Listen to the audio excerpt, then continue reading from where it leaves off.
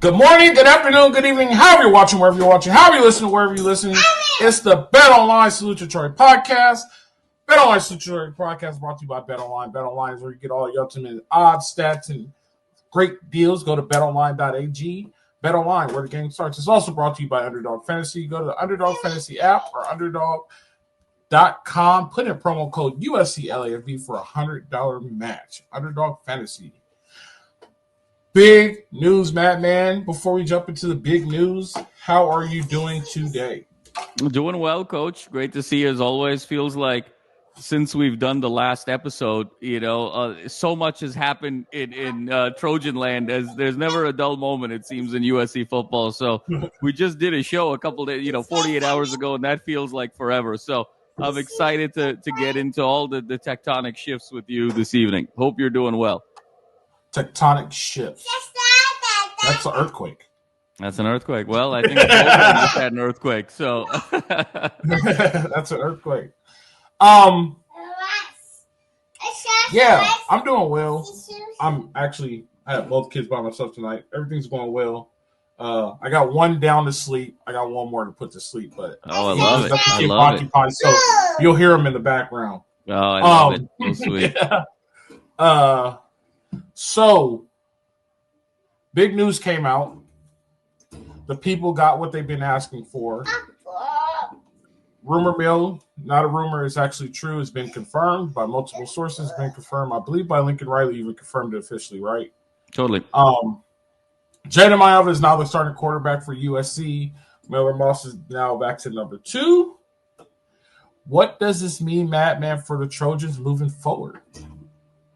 Yeah, Coach. I mean, it's the story that we were sort of expecting, and I think if we sort of broke it down over the last several weeks, I had said that I think the bye week would be the opportunity to make a quarterback change because you get 2 full weeks of preparation. It's almost like a pseudo mini camp for Maiava, and then you get the opportunity, a nice 3-game sample set. You don't have to leave the city of Los Angeles. You get 3 consecutive games, and you get a nice sample size to see what you have in Maiava going into 2025 and what that quarterback competition looks like in 25. If Maiava balls out the way Miller did against, Louisville in the Holiday Bowl, guess what? You have your quarterback for next year.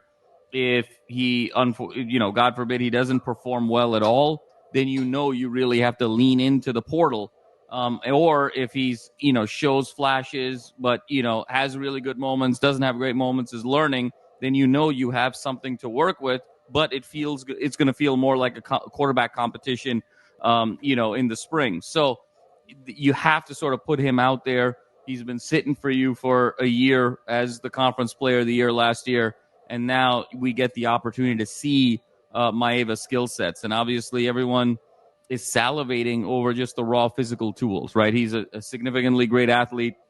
Obviously, dual threat, very much in that line of the Lincoln Riley quarterbacks of the past, like Baker and Kyler and Caleb and Jayden. He definitely fits that mold, and just raw athleticism, huge arm. Stylistically, Coach, without seeing a ton yet in terms of the field as a Trojan. Obviously, he had a lot with UNLV last year. He kind of reminds me a little bit of Kaepernick. He's got kind of that style. He's a little long. He's mobile. That release also reminds me of Colin Kaepernick a little bit, and Kaepernick was really phenomenal in college as well. So let's see. We got the Maiava experiment, and up first is Nebraska, and then the 2 rivalry games. I really feel for Miller, Coach, particularly given that he's been such a ambassador of USC. He's a Trojan at heart. It's a little bit of sort of cruel irony that he gets to have 10 starts, but he doesn't get to be the quarterback against UCLA or Notre Dame. And so it just doesn't feel like you were totally USC's quarterback. If you don't get the opportunity to sort of play in those rivalry games, it's a little bittersweet. But wishing nothing but the best for Miller. And again, I think Miller has done some outstanding things over the course of the season. Unfortunately, the turnovers at inopportune times was really critical. That combined with you're sitting at 4-5 with really nothing to play for from a postseason perspective, in terms of really high quality bowl game. This is the perfect opportunity to see what you have with Maiava and really assess your quarterback room in totality. So should be some juice in the building, Coach, next week against Nebraska to see what this kid really has. And the Maiava era begins next week against Nebraska, and I think there's an excitement, a mysterious excitement to see what this is really going to look like. Yeah, I am more of on the phrase like there need. I should say this. Let me preface it with this. There needed to be some type of change that needed to happen. This is the perfect time for him to happen because he gets a lot of preparation. It's unfortunate by what happened, but there needed to be some type of change. There needed to be a shakeup. The problem is that the demand for him to get in, I feel puts more pressure on him to perform at a higher level. Now, with that being said, what if he doesn't perform well? Where do we go from here? You know what I mean? Like, how quick are the fans going to turn on him? Is it just as fast as they turn on Miller Moss? You know what I mean? If he doesn't perform well, is Miller Moss your starting quarterback for UCLA? Does he start at Notre Dame? Like, there's so many questions and so many unknowns that's happening here because of the pressure from outside of the locker room. Now, do I think this decision was made because of pressure from the outside of the locker room? I don't think so. I think, like you said, I think right now was the perfect time to do it. But I mean the pressure for him to perform, right? Everybody's expecting him to come in and be Caleb Williams right away. So if he's not Caleb Williams right away, where do we go from here? Now everybody's going to be calling for Juju. Now we're creating a rotating door. I'm saying we, but the fans, right? Like, because we've been kind of steadfast on this, and we always all agree like right now is the time to do it. But if he doesn't perform like Caleb Williams, and then now we want Juju, then Juju doesn't perform, we need another. We're recreating a rotating door at the quarterback position. I will say this. I think Lincoln Riley handled this very well. I think he did it at the right time. This shows some growth of improvement. But hopefully he learns at his next job, because I don't think he's going to last at SC. I'm just being honest. Hopefully he learns at his next job that, you know, like, you got to actually create a battle. And I'll mention something that we talked about early in the year. We talked about this early in the year, and I think he did the same thing. And I think this is why we are where we are now in terms of competition. But as far as Maiava goes, he gets a great warm-up game with Nebraska, right? Patrick Mahomes III is going to come in and throw the ball to SC a couple of times like he's been doing all year. He gets to play UCLA, who's hot right now, right? I think they play Iowa at home this weekend. Yep. And they have USC. And then who do they finish with? So UCLA's got at Washington after the Iowa game before the SC game. Oh, and then they finish with Fresno State. Yep. Wait. But after Nebraska, we play UCLA. Yeah, but because we Iowa this weekend. I'm sorry. Iowa this weekend. And then next weekend, when we're playing Nebraska, they're playing Nebraska's Washington. Yep. Washington, and then USC, and that ends their season, right? And then they got Fresno State when we have Notre Dame. Well, okay, there we go. So they could finish bowl eligible, and I think they're trying to make a bowl game. There's a chance, right? It's a run. There's a run. So, if they can get that Iowa game tomorrow night, it gets really interesting. Yeah, and then they're playing Notre Dame, and Notre Dame is trying to get a playoff spot. They're trying to get that 5 seed, right? That 5 seed. So, I mean, the schedule ain't easy coming out of this thing, and there's a possibility. And I'm not being negative. I don't think I'm being negative, but I'm being more realistic. It's a 50-50 chance of this dude to walk in and just shut the place down. And there's a chance this dude walks in and be like, we need to figure out quarterback. We got to go to the portal fast, so we need to hit it hard, right? So that's that thing. My perspective is, I think we need to be patient with him for this next 3 games, because he gets a 3-game preseason, then he gets spring ball, then he gets fall camp, and then let him have his whole season. He's being thrown in the junk right now, so let's not count this against him. You know what I'm saying, man? You agree to that or disagree? Yeah, no, I totally agree with you, Coach. And I think that the likelihood of Jayden Maiava getting all 3 games is near 100%. You can never say 100%, in college football. But short of him having like a 4 or 5 interception game against Nebraska and SC putting up like 10 or 13 points and losing to Nebraska by double digits at home, short of something like that, where you're just like, man, this is just not even a credible situation right now. And just for the sake of the rivalry, we're going to need to be a little bit more competitive. Short of an outcome like that, he's going to get all 3 games, because I think Lincoln, to his credit, he doesn't like making quarterback switches. He likes sticking with the guy that he's picked. And then from an adjustment standpoint, he's always going to look at scheme over personnel. He's always thinking, how do I change my scheme? How do I change my play calling? How do I change sort of my offensive tactics more so than changing individuals, right? That's one of the reasons why, fans were clamoring for the Miller change, you could argue, several weeks earlier, and it only happened here. And I think, to your point, Coach, I think he did a phenomenal job in handling it, because you want to wait for the bye and go from there. So I think Maiava is going to get all 3 games. I think he's going to make some mistakes. And to your point, I think the schedule lines up nicely, because Nebraska right now feels a lot like Rutgers did a few weeks ago, right? It's a team that is trending in the wrong direction. When we played Rutgers, they had a 3-game losing streak. When we're going to play Nebraska, they've got a 3-game losing streak. It feels like they're reeling right now, don't really have a lot of answers offensively. So having to come to the Coliseum and have to be more explosive, where they haven't really shown it over the last 3 or 4 games, they've failed to score 20 points. I think it's a really nice situation for Maiava to come in there, be very comfortable at home, have the crowd support, and know that the game is, I think, going to be played on USC's terms in the way it was played on Trojan terms against Rutgers as well as with Wisconsin. So I think that's going to give him some confidence, even if he makes some mistakes. Then you kind of get into the 2 rivalry games. One rival trying to make a bowl game, another rival trying to make the playoff. So you're gonna see 2 desperate rivals here. And I think that's going to be such a great signal and such a great experience for him moving forward. And I think in terms of the quarterback room itself, Coach, we have to wonder, where Miller Moss goes from here as well, right? I mean, someone who's waited his turn in the program, got the 10 starts. Now, he's been asked to be QB2.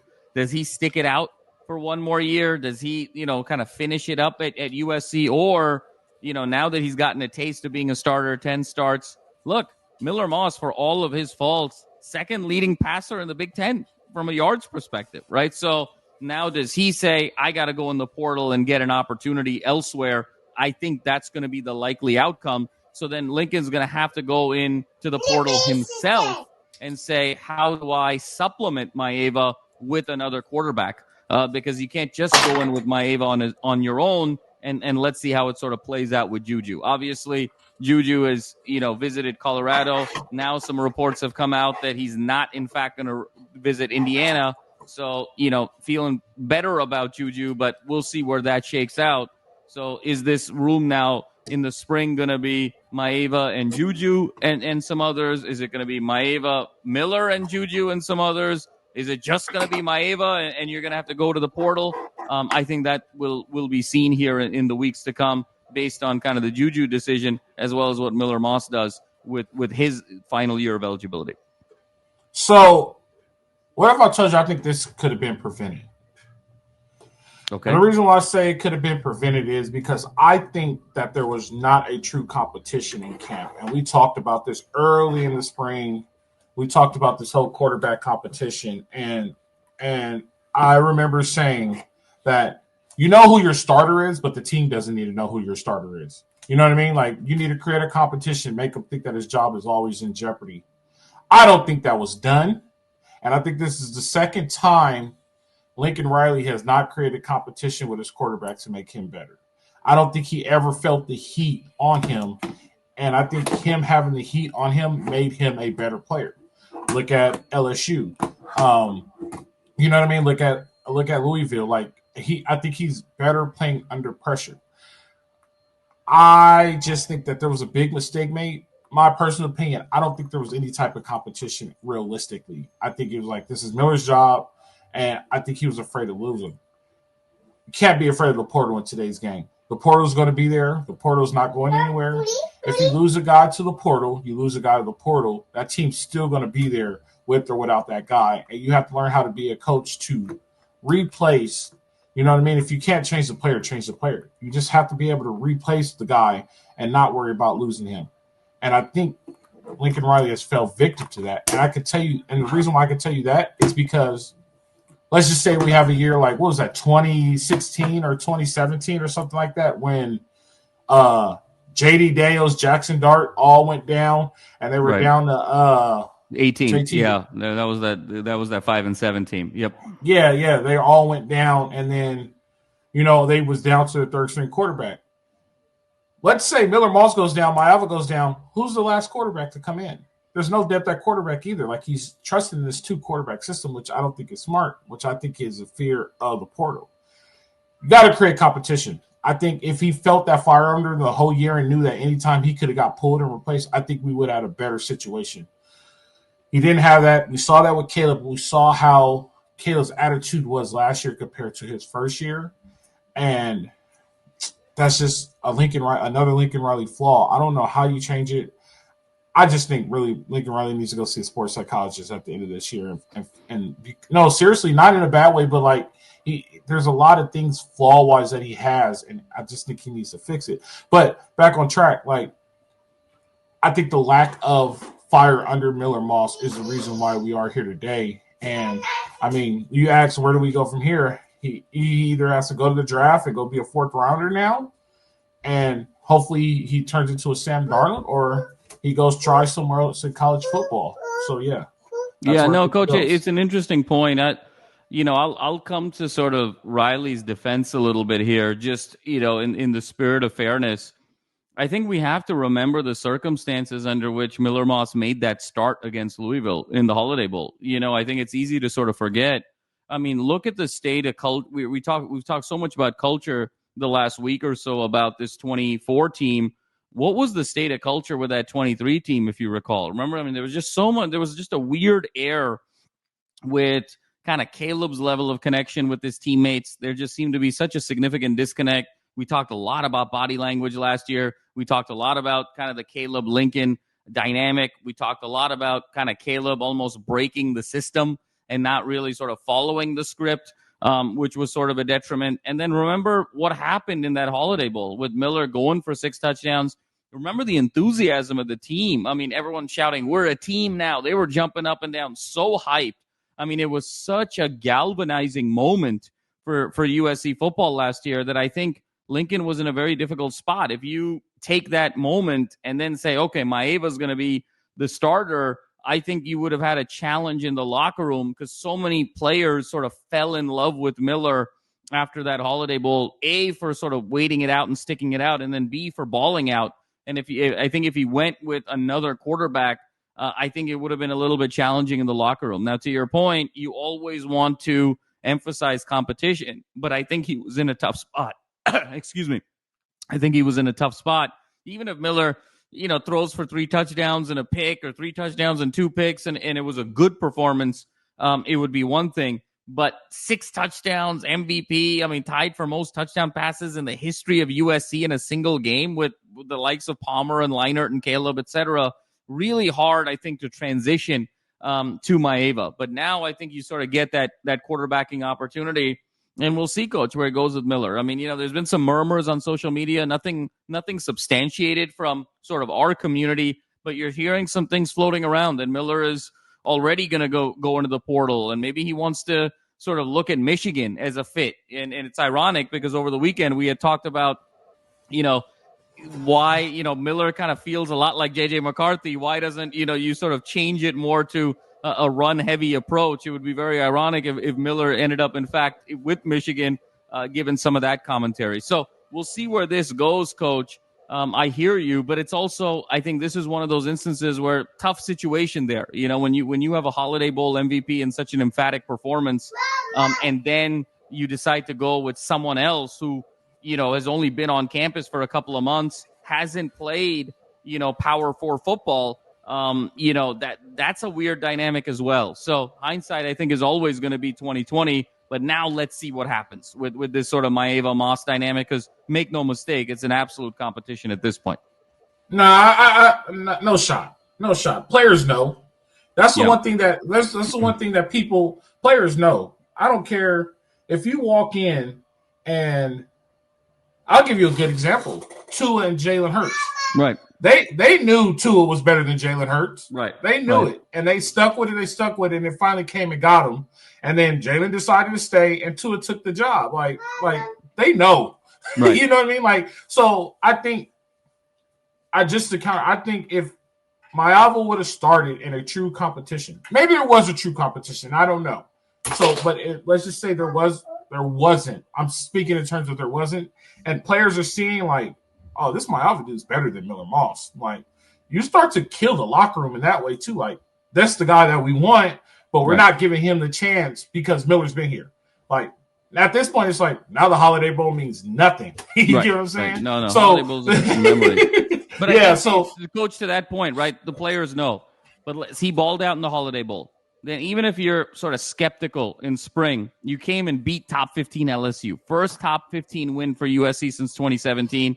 And then you follow that up with that 48-0 win against Utah State, right? So even if you are perhaps skeptical, you're 2-0, you're top 15 in the country, so even you're kind of like, okay, let's roll with it. I mean, I personally maybe would have gone Maiava. Like I'm sort of putting on my player hat in this sort of hypothetical situation of saying, my opinion, being at practices and whatnot and playing, I would have maybe gone with Maiava. But look, we're 2-0 and we got this thing rolling, so I'm good now, And so I think it was quiet, even if that were the case, because the start was also so emphatic, building off of that Holiday Bowl game. Now, it was 2-0, 3-1. Even that Michigan game didn't really feel like, even though Miller had the big pick, so much of the conversation right after that week was officiating and the physicality and how could we blow this lead. I mean, it was more on Lynn, truthfully, than it was on Miller in the Michigan game. We come back, we beat Wisconsin 3-1, and then it starts sort of unraveling these last 5 weeks.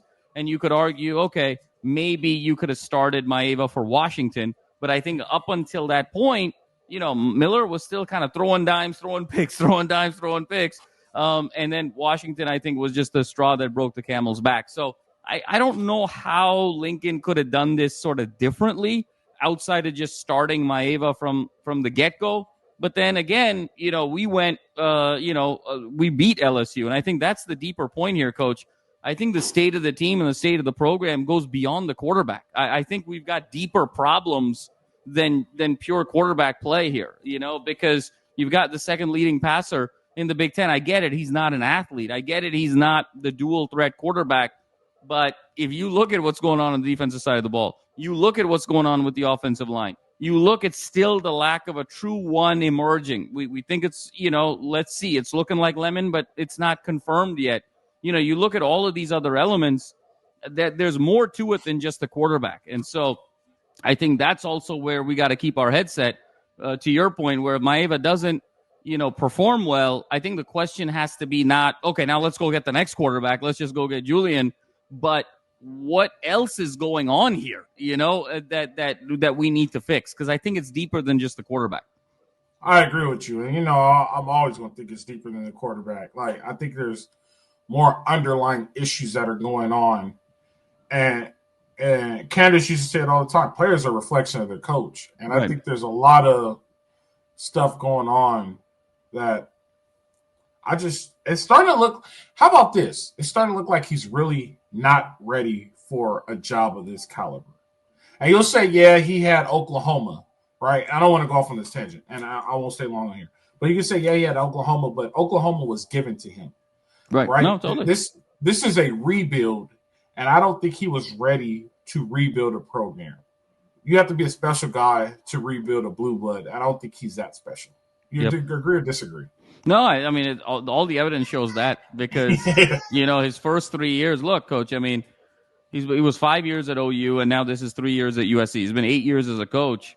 His first 3 years he made the playoff. His last 5 years he didn't make the playoff, right? I mean, so it's a weird trajectory, right? I mean, if SC loses one more game this season, he's going to lose fewer games at SC every year. It's going to go from 11 to 8 to less than 8. So all these trends are sort of going in the wrong direction. I mean, you should be sort of the curve should be going the other way. So I totally agree with you. Stoops, literally, I mean, Stoops had an office at OU the way Saban still has an office at Alabama. I mean, Stoops was so involved in the mid to late 2010s for OU. He really set up Lincoln for success with the succession planning, and it shows. It absolutely shows that he inherited a Ferrari there. But the moment he's had to sort of do it on his own, that's where now, first 3 years college football playoff, last 5 years no college football playoff, including a year where the playoff went from 4 to 12. Yeah, no doubt. No doubt. And then he hightailed it out on the midnight fight, just like the Baltimore Colts did, right? So let's stay on quarterbacks. There's been a lot of, how do you put it? A lot of murmuring around about our top prospect coming in. We're about a month away, I guess you would say. Yep, just about a little more. Yep. We're about a month away from National Signing Day. Julian Lewis has been taking visits. He took a visit to Colorado. He was supposed to take a visit to Indiana. There's some reports coming out now that he's no longer taking a visit to Indiana. Woody Mark's mom is the one that sent the tweet. She said, I'm paraphrasing here because I don't have it in front of me. I couldn't find it. She said that he was just going to Colorado for the competition, but he's still truly a Trojan. Indiana was never a choice. Something like that. Right. Something along that. You guys will go look it up. I'm going to transfer it over from Julian Lewis. Let's just talk about top recruits in general. There's recruits that are also saying they're staying committed to SC regardless of the record because they know what they could do there, right? At this point in time, it shouldn't be an issue. You know what I mean? At this point in time, we shouldn't be worried about recruits. In the old days, you could be like, all right, fine. If they're going to stay, they're going to stay. We're stuck with them for 4 years. If they transfer, they lose a year, it doesn't really matter. In today's game, it's a problem because now, if they're not happy, they could leave in the spring, right? Like the offensive tackle did. I don't even remember his name. But Julian Lewis is no longer going to Indiana. Yeah, the IMG kid from Florida. Yep, exactly. Yeah. Yep. Julian Lewis is no longer going to Indiana on his visit. I kind of figured he wouldn't go. It made no sense for him to go. I can't see Indiana being a powerhouse for forever, right? But is he taking advantage of visits? This is the question I'm going to pose. Is he taking advantage of visits, or do you think he really is shopping? I'll leave it to you on that one. Yeah, Coach, I think he's shopping, but I think he might not be shopping for next year. He might be shopping for the year after. I think that what the transfer portal and all the rules and everything with NIL has done now is you're almost sort of treating it like you're a professional, right? Like, hey, I'm happy in my job, but let's say you get a message on LinkedIn or you have an old boss kind of reach out to you via email or text and say, hey, let's grab coffee and just sort of talk about the future. You're always going to take that call because you're always going to keep your optionality high. You're always going to keep your doors open because you're going to say, hey, I don't know what's going to happen. You don't have the crystal ball in sort of your job or your company or your situation. Hey, I always never burn a bridge, keep all your doors open, remain having options. And so I think that's kind of what he's doing too, because, if Coach Prime asks you, hey, come and take a visit, and you just say, no, I'm good, you're kind of burning a bridge there, right? And how does that help you? I mean, in this day and age, Coach, look at what we just said 6 minutes ago on this podcast. We talked about Miller Moss potentially going to Michigan. we're floating the idea of him. Wouldn't it be ironic if he went to UCLA? I mean, who had that on their bingo card 4 weeks ago, right? I mean, look at the state of where we are right now with college football. Kyle Ford went from USC to UCLA back to USC. I mean, look at where these players are going year over year. So nothing is going to surprise you. I mean, in college football, a year from now, think about where we were a year ago at this point, Coach. I mean, it was Caleb was our quarterback. We were having all these conversations about Grinch. We were having all these conversations about winning all these games 50-49. I mean, how many lives has USC led from last year to this year in terms of Miller's emergence, Danton Lynn coming here, Entz coming here, Henderson coming here? getting a few of those Georgia 5-stars, losing those Georgia 5-stars, Bear getting NIL, losing Bear, Gentry redshirting, now beating LSU, now sort of collapsing, and now going on another quarterback. This has all happened in the last 12 months. We've lived 3 or 4 lives with USC football in the last 12 months. So Julian Lewis is going to say, hey, I might be feeling really good about 2025, but I'll absolutely, go with Coach Prime. It's a huge platform. It's Shedeur, in my opinion, is going to be the number 1 pick in the NFL draft. So there's clearly a pathway for me to make it in the NFL. And let me just sort of keep that door open, because who knows what's going to happen next year. Maybe Maiava blows up and becomes the starter for 2 years. Maybe Lincoln ends up becoming offensive coordinator in the NFL after next year, like Cliff Kingsbury. I mean, there's just so many variables that it never hurts to sort of keep your optionality open. So I think the answer is a little bit of both, Coach. I don't know if he's necessarily shopping for this year and for this cycle, but he's still kind of shopping for the future. Yeah, I don't feel like he already took a visit with Prime. He took 2 visits with Prime. Right, to sort of that point, right? I mean, so he's I mean, there's something there where he's intrigued, It's not like he's coming out and saying, hey, Coach, I really appreciate it. Let's keep the conversation going over text, over call, but I've committed to USC. I've told all the SC people I have, from the optics of it, I think I'm just going to kind of lock it up at this point. Nothing's stopping him from saying that. But, what kid is not going to want to go back to Boulder, hang out, have a good time, all that stuff? So I get it. But there's got to be something there that intrigues him. Now, I think most likely SC is going to win the day and he's still going to be a Trojan. But, that doesn't mean that Colorado isn't nipping on the heels right here and now. But also, depending on how things shake out over the next 12 months, why not keep that optionality open moving forward? There's no guarantees in college football anymore, which is also why it's so dangerous in today's college football to talk about, to your point, we're 1 year away. And it's all going to line up next year. There is no next year in college football. It can all change. It can totally go on its head more so than ever. The way you could stack recruiting classes, the way you could sort of build a talent pipeline 10 years ago, even 5 years ago, you can't do it now. There's no guarantees. When you're putting the puzzle pieces on the board, there's no guarantee that any puzzle piece is going to stick the way it did even 5 years ago. So given the fluidity of the sport, everyone is sort of keeping a lot of doors open. That's just become the transactional nature of college football. It feels a little like Wall Street, Coach. I think it's a little shady. I think it's teaching bad ethics. Yeah, I'm totally with you. Yeah. I'm being real honest with you, because if a headhunter calls you for a job, right? They call you and then you talk to that company's recruiter. The company's recruiter always asks, "Are you looking at anything else right now?" They always ask, and it's always fair to be straight up like, "Yeah, you know what? I got 2 other interviews with 2 other companies. Like, right. I'm still interested in you guys. Like, but it might come down to negotiations and what you guys have to offer." It's also, what it is? You remember the trend like after COVID when people were getting hired and then like 3 months later going to get another job? I forgot what it was called. Yeah. But it's folks were shopping. There was that term quiet quitting. There was all kinds of stuff, Yeah. But that's not how the real world works. You know what I mean? Like, let's just use my industry for an example. There's about big-time general contractors. There's about 5 of them. There's 5 big general contractors, right? And you see their betters all around. You can't end up working at all 5. And when you get to the 5th one, you have no place else to go. Right. You know what I'm saying? Like, you have no place else to go. Now you have to take a step back, take a pay cut, and do things that you don't want to do. Excuse me. So it's creating a kind of thing like, if it doesn't go my way, I'll just go somewhere else. But you can't go somewhere else in real life. Like, I'm not going to get down the road how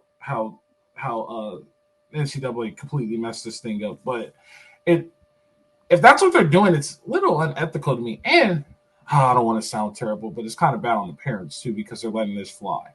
I don't think I would let my kids do this. I would be like, look, If you're committed to the school, be committed to the school. If you're not committed, take your commitment back and tell them that you're shopping. You got to be upfront with people. You know what I mean? Like, yeah, I just don't think it's the way to do it. Coach. Yeah, no, I'm with you. That's a tough one, right? You know, and the analogy that I'll give here to your point is it's kind of like the steroid era in baseball, right? Like, you remember the steroid era in baseball where it's like, know steroids are wrong, but you also know everybody's doing it.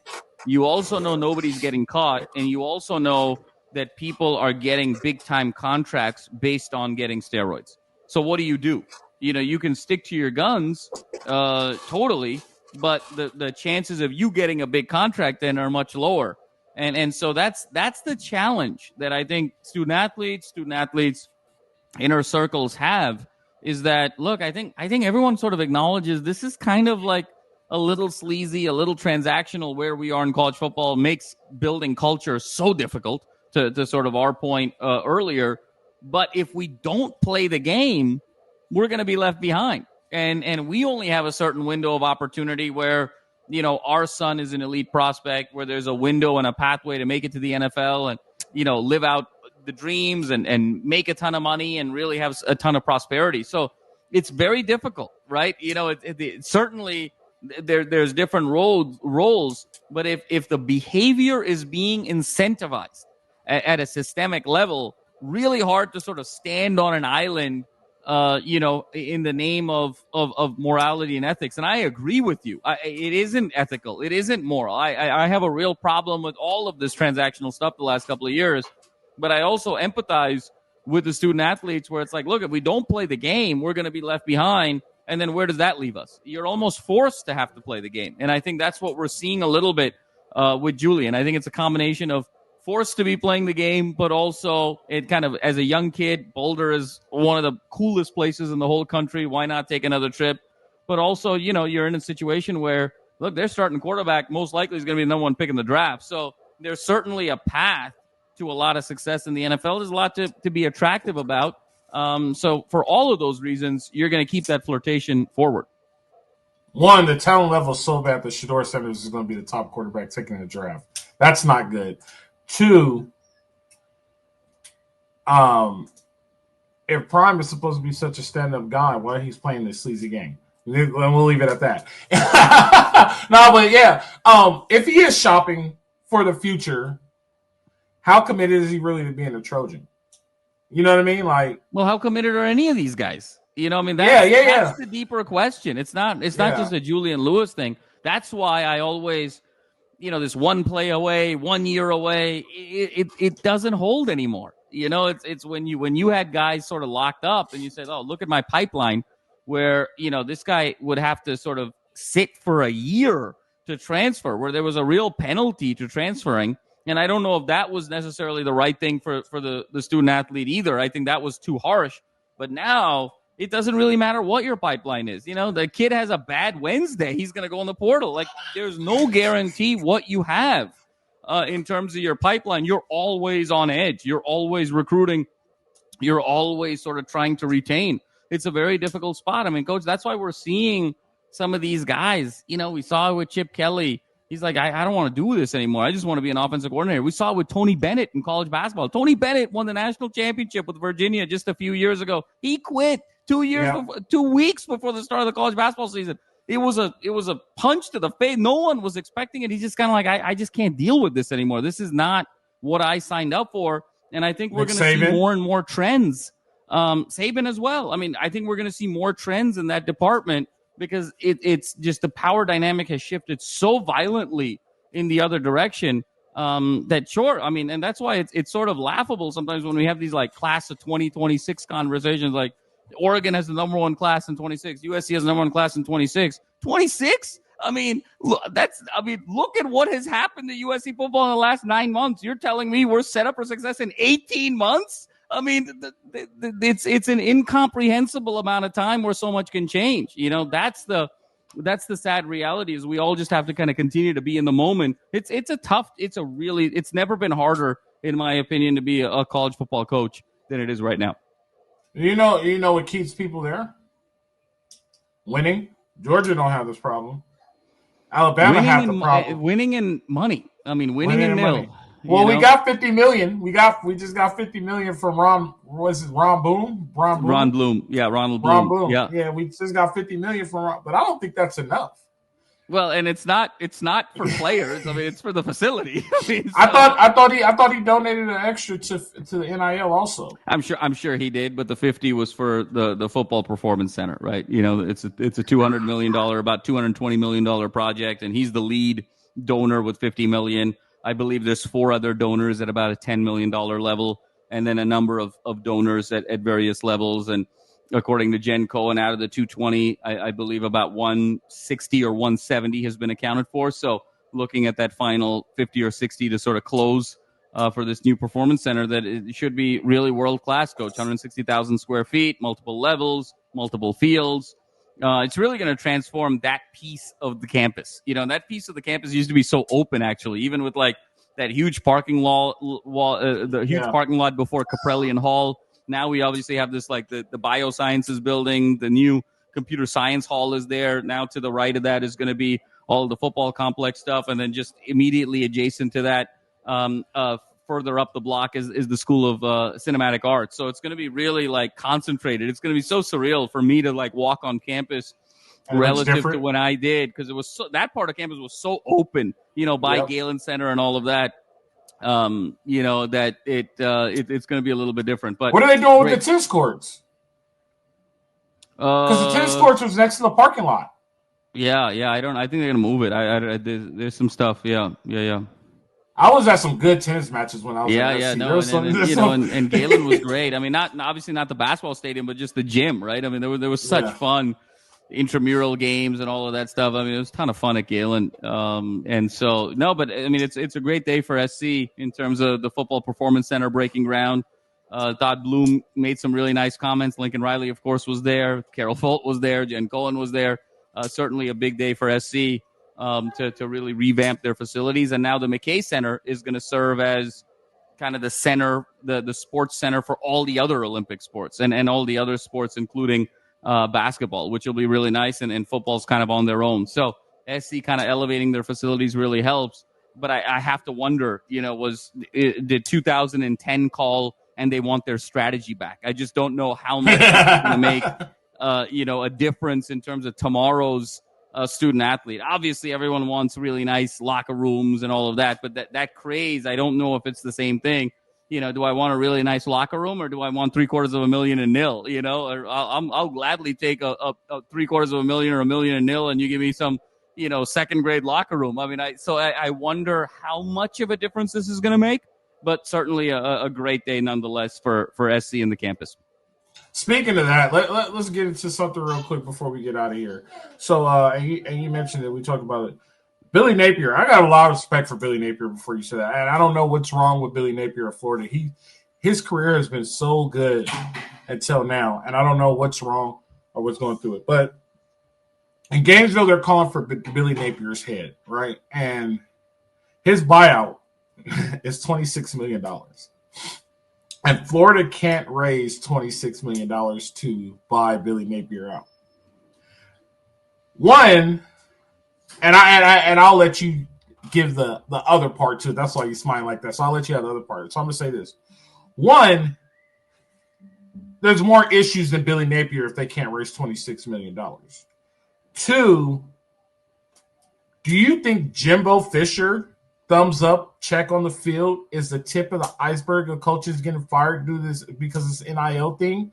Or are these just like one-off things and unfaithful? Well, when you think about it, the fan base, there's 2 unrealistic fan bases. Texas A&M is unrealistic. They haven't won anything since Bear Bryant. And my grandparents were alive for Bear Bryant. My parents weren't even alive for him.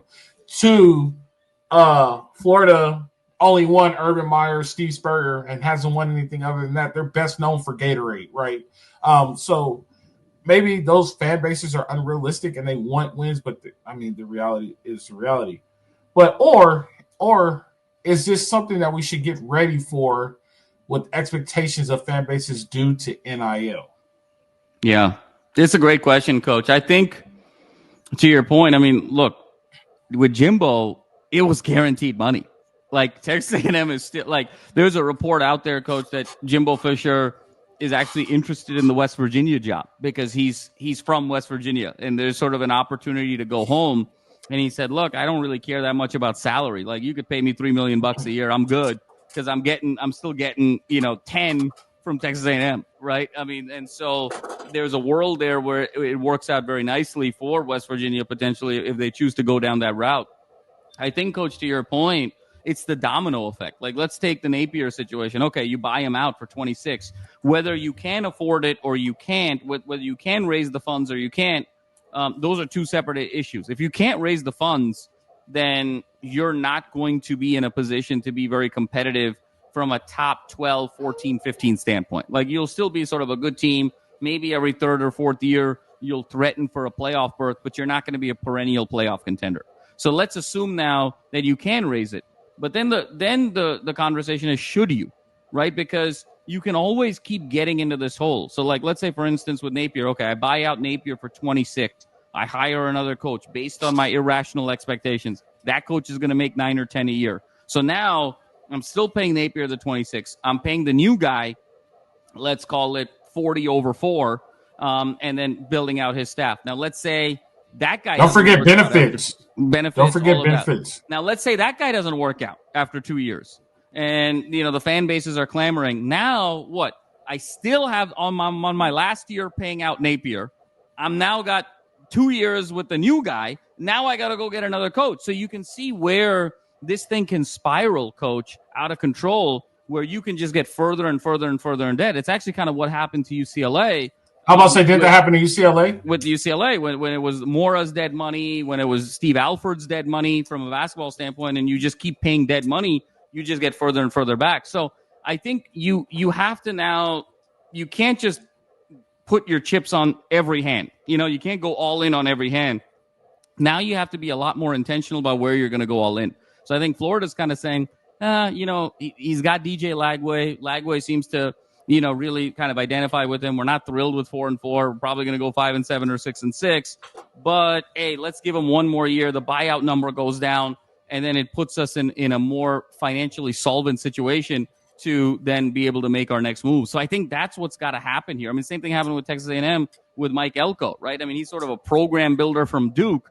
They didn't go get some huge name from some other school. They had to kind of go a little bit of a lower level, really bright guy. He's a terrific coach, but they had to go more that route because you can't pay so many contracts at the same time. So I think it's going to make teams a little bit more cautious in the sense that they're going to have to sort of place their bets on certain hands. They just can't place their bets on all hands. And so I think that's where this thing is going to go moving forward, because if you have to pay multiple contracts of dead money and you got to pay the NIL and you got to sort of deal with rev share of up to 20 or 22 million of an athletic department's rev share, like that's just so many monetary streams right now. It's just untenable for the vast majority of programs in college football, including programs that have had a ton of success. To your point, like Florida, like Texas. I mean, Texas A&M had Manziel. They won the Heisman, a little over 10 years ago. These are not, group of 5 teams by any stretch of the imagination. These are Florida's won a national championship more recently than USC has. So, this is going to make things more challenging in my mind to just be so willy-nilly with these contracts. So you think it's you don't think that it's going to be a thing? You think it's going to be like this is just 1 or 2 off? This is like a I think it's going to be type thing. I think where it helps coaches, I think it's going to actually create a little bit more parity, to be honest with you, potentially on the secondary market. Because take like Jimbo Fisher, for instance. Now West Virginia has a chance to go get Jimbo Fisher. When would West Virginia have had a chance to go get a coach like Jimbo Fisher? Now they can, because somebody else is paying 80% of his market value, and I only need to come in and pay the 20%. So I think it actually creates a bigger secondary market where big name coaches now have the opportunity to go to places where maybe they have some sentimental value or they want to sort of turn it around because they're getting paid by another school. So it's actually sort of opening up another market in a very unique way. I coached with a coach who was on a buyout. Oh, really? He was the defensive back coach at Cal when they fired the whole defensive staff, and he still had 3 years on his contract. And He was living pretty big in Las Vegas, New Mexico. He coached both sides, so he came over to be the offensive coordinator because he coached like running backs who went to live. He was switched over, it doesn't matter. But he was making like almost like $650 a year, and he was on that buyout, so he was living the life in Las Vegas, New Mexico. Like secondary market. Yeah, he was like, he legit told the head coach, he was like, just give me 25 because Cal's still paying the rest of my stuff, and give the money to everybody else because the money's tighter there. But I mean, you're right about that. I could definitely see that happening. I just wonder. This is my only worry. Well, I'm gonna use an old school booster, the one that makes sure everything got done. Let's say Galen was donated to NIL, right? He's donating to NIL, and what if Galen starts to come and be like, "Nah, I don't like the way we're going. We need to make a change." That's. I mean, we're you kind think of that's seeing a possibility that right now. Absolutely. Okay. I mean, that's what. I mean, we're not paying Lincoln Riley's buyout, coach, right now. Not with 7 years left. It may be with 5, maybe, but not with 7. So that's where it is. What do we have to do to get the Galen family back? Let's get the Galen family back. When the Galen family was all in, SC was rolling. We got to get the Galen family back, man. We should name the new facility after the Galens. They'll do it. I wonder who pissed them off at SC. I remember so many checks from that dude. It was crazy. It seemed like every halftime he was donating 6 figures or more. That's all. Yeah, I mean, absolutely. It was a peak time for sure. Yeah, definitely. Yeah, man, that's all I got for today. You got anything else before we check out here? I'm good. Great conversation, coach. Good deal. Hey, guys, I appreciate you guys. Remember, go to betonline.ag to get all your bets in. Go to Underdog Fantasy, put in promo code USC LAFB to get a $100 match. If you guys want to know about all the other teams, go to LAFBnetwork.com. We have the Rams, we have the Chargers, we have the Trojans, we have the other team, and we're bringing in basketball. We're talking the little Dodgers. Just Lakers. Yeah, Lakers. Oh, I was saying basketball. So Madman is also going to Madman is also going to cover some basketball from Poly Pavilion. No doubt. Some Poly Pavilion. We're going to get some NBA basketball. We're going to get the Lakers. Are we going to do the Clippers too? We are. We're doing the Clippers. Yep. So unfortunate. That's going to be so much heartbreak. Are we doing the Angels? I think so, but I think we're slow rolling the Angels. Yeah. Let's roll them as slow as we possibly can. Totally. That's going to hurt. Definitely. And if you want to get some fantasy, go check out my brothers from this side, guys. Amar Desai, Tad Desai, to get you all your fantasy updates and get your team winning the championship this year so you don't have to go to Denny's and eat pancakes for 24 hours. Man, it was a great one. I appreciate you. I appreciate all your friends. You guys all go. Live free. Fight on.